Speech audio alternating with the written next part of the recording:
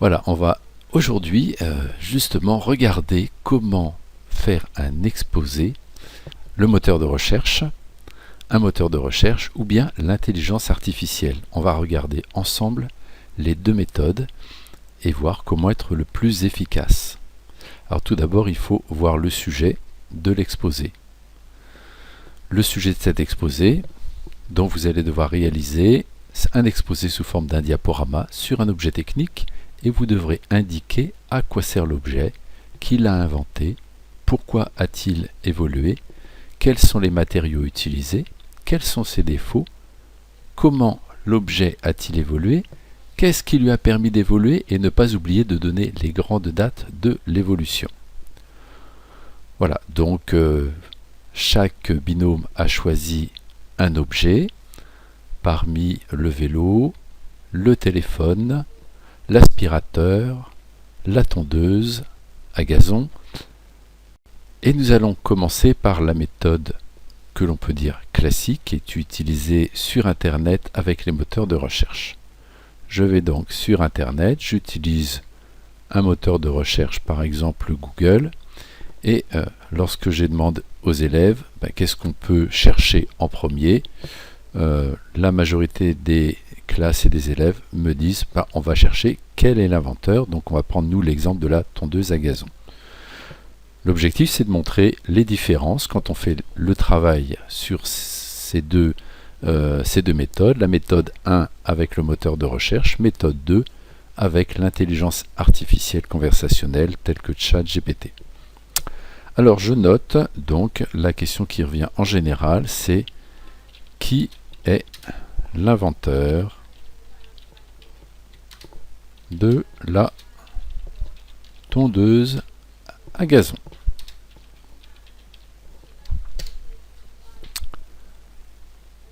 On a donc directement la réponse, donc tout le monde est content, on a la date, là on a de la chance, on a même une photo, parce que sur un exposé, on met toujours des photos, même si ce n'est pas indiqué dans le sujet. Donc ici, j'ai une photo de l'inventeur de la tondeuse à gazon. Alors ensuite, je dis aux élèves, oui, mais est-ce que c'est suffisant pour faire l'exposé? Ben non, me répondent-ils, on veut quand même son évolution. Parce que je leur dis, relisez bien le sujet. Souvent, les élèves ne relisent pas le sujet. Donc, on va modifier la recherche. Qui est l'inventeur de la tondeuse à gazon? On va écrire évolution de la tondeuse à gazon.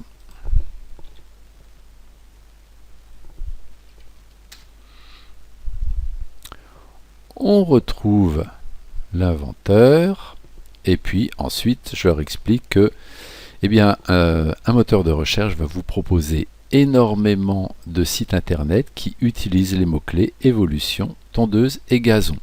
On n'a même pas besoin d'écrire une phrase, seuls les mots-clés comptent. Et on voit effectivement ici dans la proposition, on a le mot tondeuse qui est surligné, le mot tondeuse, on n'a pas le mot évolution, mais on va regarder ça plus tard.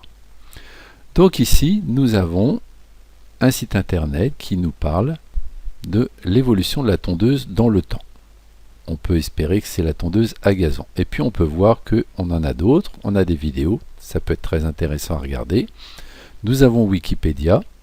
Alors, beaucoup d'élèves vont directement sur Wikipédia, mais si on regarde Wikipédia, il y a beaucoup de choses.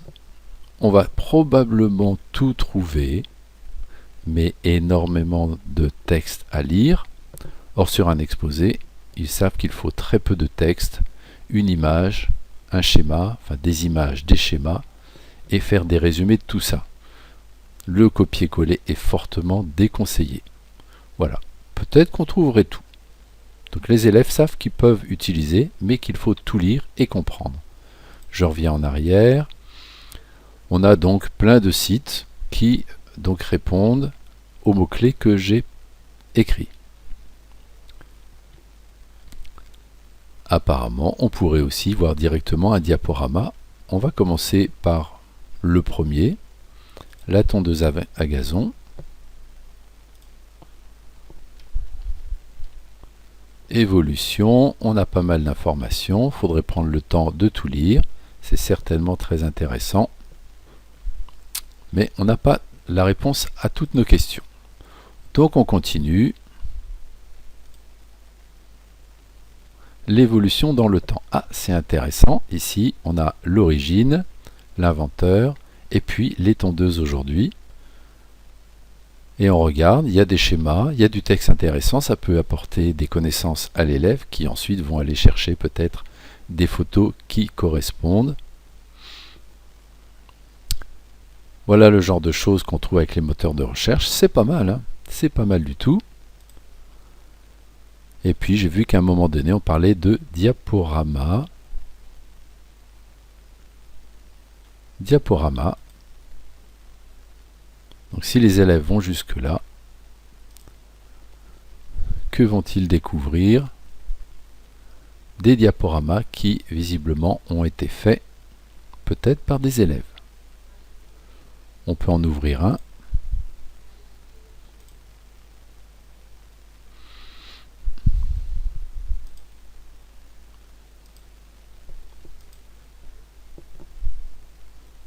Bon, on n'a pas énormément de choses. On a le début. On va en ouvrir un deuxième. Au hasard.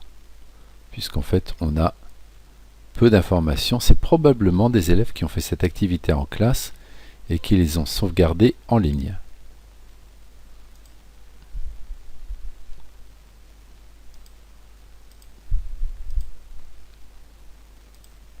C'est pas mal fait.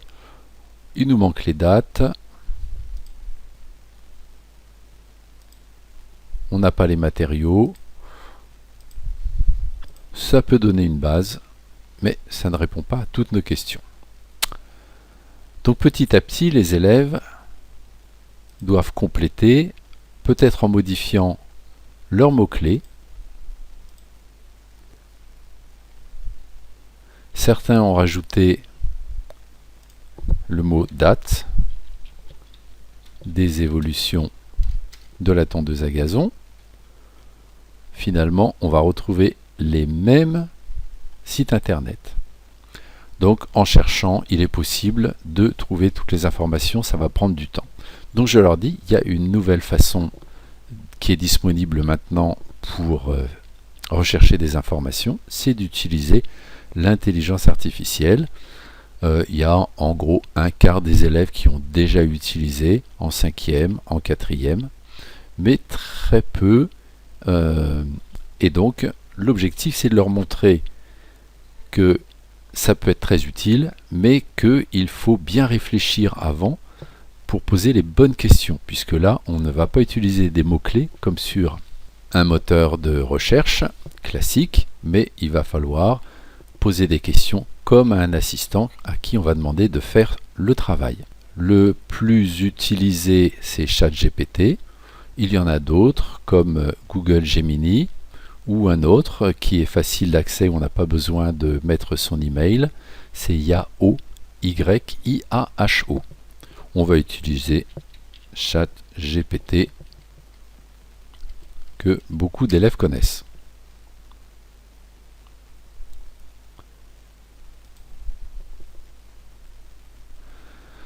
Voilà, je ne me connecte pas puisque ça peut fonctionner sans être connecté et je pose les mêmes questions finalement. Les élèves ont le même réflexe. Qui est l'inventeur de la tondeuse à gazon, bien sûr, pas tondeuse à cheveux.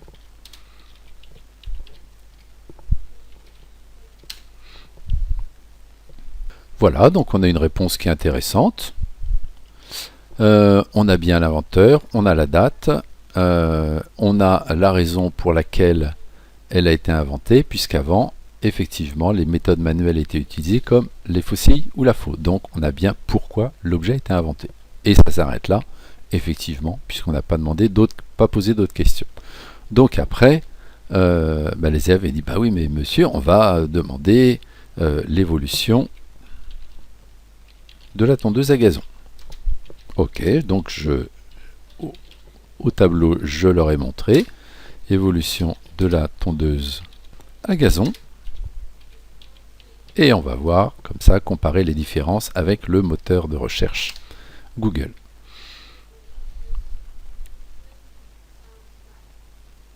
Alors le gros avantage, c'est que, eh bien là, on n'a pas à chercher parmi 5, 6, 7, voire 10 sites internet. On a une synthèse qui est faite. Je leur explique que l'intelligence artificielle conversationnelle, c'est comme un gros cerveau ou un gros ordinateur dans lequel il y a plein d'informations dans tous les domaines, en sciences, en histoire, en français, en géographie, en technologie, et tout. Et puis, l'intelligence artificielle est un programme, est un ensemble de programmes qui va analyser la question, essayer de trouver toutes les réponses qu'il trouve dans sa base de données qui est comme un gros cerveau. Donc ici, on a, je vais dézoomer un peu pour qu'on voit un petit peu plus de choses en même temps. On a bien les premières tondeuses, à modification et amélioration. Je ne lui ai pas demandé, mais il l'a proposé, donc ça c'est intéressant. Les mécanismes, tondeuse à moteur, on a même des dates, je ne les ai pas demandées, c'est magnifique. Donc suivant les moteurs les intelligences artificielles, ils proposent plus ou moins d'informations. Yahoo ne propose pas les dates directement si on ne lui demande pas. Là, vraiment, on a de la chance. Amélioration de la sécurité, les tondeuses sans fil et batterie, c'est pas mal du tout. Alors si on compare avec le sujet qui est demandé, je vais vous afficher le sujet qui est demandé. Réaliser l'exposé sous forme d'un diaporama sur un objet technique, ok, ça on a. Vous devriez indiquer à quoi sert l'objet, on a. Qui l'a inventé, on a. Pourquoi il a évolué, je ne suis pas certain qu'on ait tout. Quels sont les matériaux utilisés, on ne l'a pas. Les défauts, je crois qu'on ne les a pas. Et les dates, on les a. Donc en fait, qu'est-ce qui nous manque? C'est pourquoi il a évolué, quels sont ses défauts et comment l'objet a évolué. Il ne manque pas grand-chose. Et puis bien sûr, la présentation sous forme d'un diaporama. Alors je dis aux élèves, écoutez, on va modifier notre question. Je vais donc demander à ChatGPT de dire, voilà, il me manque quels sont les matériaux utilisés pour chaque tondeuse. Et on en profite, je crois, on va lui demander et quels sont les défauts, puisqu'on peut lui poser plusieurs questions. Quels sont les défauts de chaque tondeuse? On va voir les propositions. La proposition.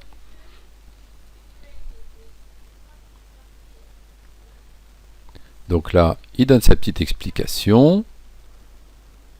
Les tondeuses manuelles sont en acier, aluminium, caoutchouc, les défauts, etc. Donc là, il a séparé tondeuse manuelle, tondeuse thermique. Pourquoi pas, on peut récupérer et puis insérer dans notre diaporama. Les défauts, le poids, nuisance sonore, tondeuse électrique, etc. Les matériaux, défauts. C'est pas mal, hein. C'est une proposition par type de tondeuse, mais pas par modèle de tondeuse. Mais c'est pas mal du tout. Donc là, je pense que les élèves ont de quoi travailler avec ça. Mais comme je leur dis, moi je suis très feignant et l'objectif, c'est que je perde moins de temps à mes recherches, à organiser ma présentation, mais que par contre ma présentation soit parfaite. Parce que si on utilise l'intelligence artificielle, c'est qu'on a en objectif de passer du temps pour avoir une très belle présentation. Donc là, je dis ok, mais c'est quand même... qu'est-ce qu'il faudrait demander pour qu'on soit encore plus aidé pour faire notre exposé sur le diaporama? Et bien effectivement, quelques élèves lèvent la main et disent il faut lui demander qu'on veut faire un diaporama. Donc je veux faire un diaporama. Alors on peut voir valider ou sinon demander à ce que la présentation soit faite sous forme de diapo. on va laisser comme ça et on va valider, voir si l'interprétation de ChatGPT permet d'organiser sous forme de diapo.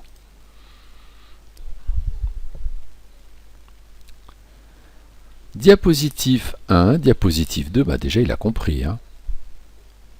Diapositive 1, on met un titre. Diapositive 2, l'introduction. 3, la première tondeuse. Ah, du coup il a classé les défauts.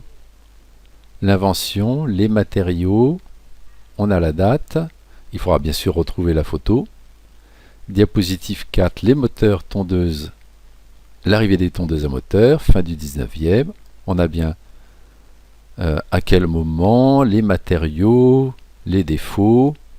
Bien sûr, il faudra trouver une image.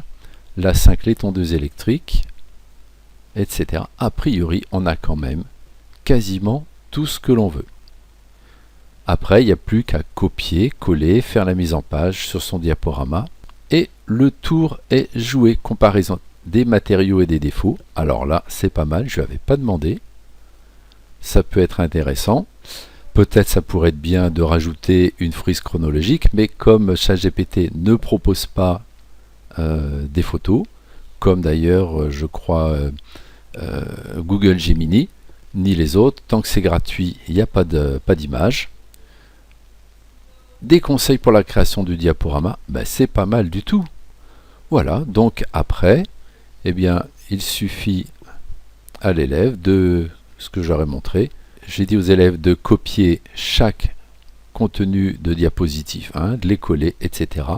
et de compléter, de faire une belle présentation, de chercher après des photos qui correspondent en faisant vraiment attention de bien chercher les photos qui correspondent à la date parce que la plupart des élèves, même s'ils mettent, on va prendre un exemple, première tondeuse 1830, il y a beaucoup d'élèves qui ont fait ça, qui ont collé et puis qui ont cherché parmi les images. Et donc, comme il y a le mot tondeuse, là ici ça marche bien, mais on l'a essayé en classe avec le moteur de recherche Bing et on avait des tondeuses, quasiment que des tondeuses actuelles. Donc j'aurais dit attention, c'est pas parce que on a écrit tondeuse 1830 qu'on va avoir que les tondeuses de 1830. D'ailleurs ici on en a une, elle est absolument pas de 1830. Donc très attention de bien vérifier les dates. Voilà, alors effectivement, eh bien j'ai des collègues qui disent ah oui mais c'est de la triche, les élèves vont faire non plus de travail à faire, ils vont utiliser l'intelligence artificielle. Ce à quoi je rétorque, ben, lorsqu'Internet est arrivé, les enseignants ont dit bah oui c'est de la triche, ils vont demander au moteur de recherche de faire le travail pour eux. Oui, mais si on ne sait pas formuler correctement sa demande et si on ne sait pas comprendre ce que l'on récupère, eh bien rapidement l'élève est hors sujet ou fait du copier-coller sans réfléchir et lorsqu'il passe à l'oral et qu'il fait sa présentation, il doit être capable d'expliquer tout ce qu'il montre. Donc l'intelligence artificielle, c'est très bien, c'est très puissant.